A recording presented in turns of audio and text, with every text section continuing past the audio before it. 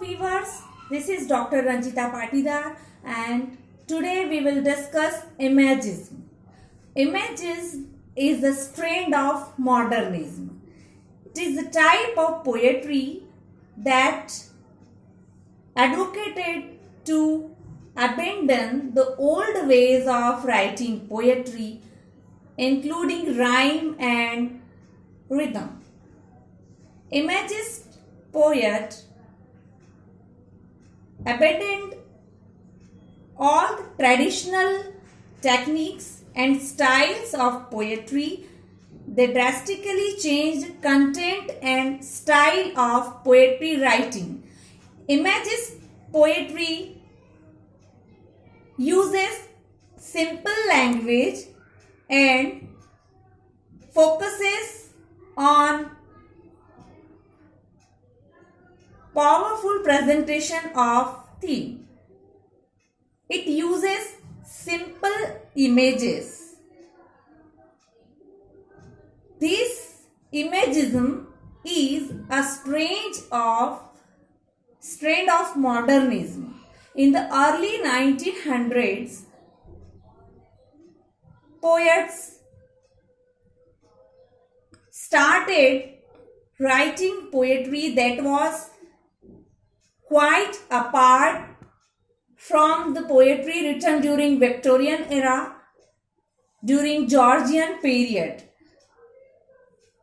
This movement was officially launched when Ezra Pound read and marked a poetry written by Hilda Doolittle. He marked it and signed on it H.D. Imagist and gave this poetry to Harriet Monroe. Harriet Monroe sent it to the Poetry, a magazine of verse, in 1912.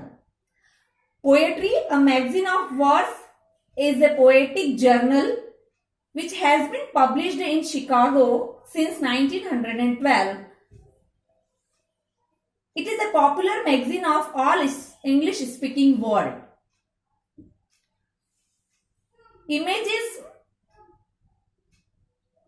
is a movement which came into force by the ideas developed by T.E. Hulme,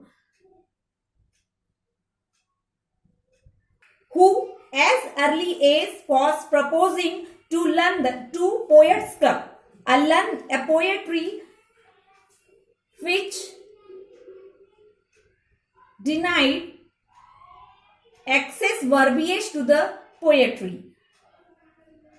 Imagist poet include many American poets such as Ezra Pound, William Carlos Williams, Emmy Lowell, Hilda Doolittle, and Ezra Pound himself.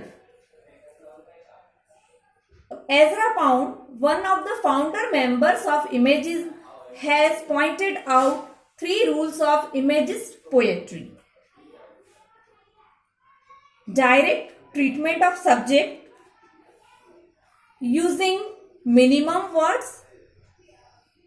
In other words, we can say that Imagist poetry tries to convey its idea into minimum possible words. It adds nothing extra to the subject.